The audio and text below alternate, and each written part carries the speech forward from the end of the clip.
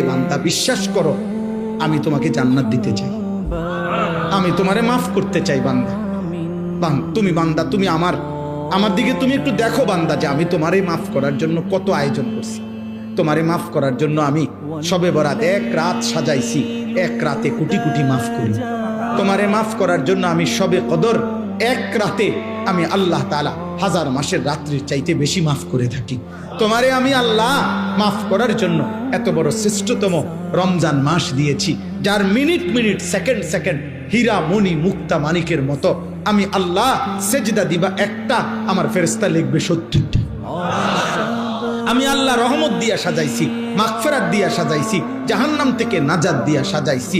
আমি আল্লাহ বৃহস্পতিবার দিবাগত রাতে গুনাহ মাফ করে থাকি। প্রত্যেক দিন তাহাজ্জুদ নামাজের ওয়াক্তে গভীর রাতে কোটি কোটি বান্দা আমি মাফ করি। তাহলে মাফ করার জন্য প্রতিদিন রাত্রে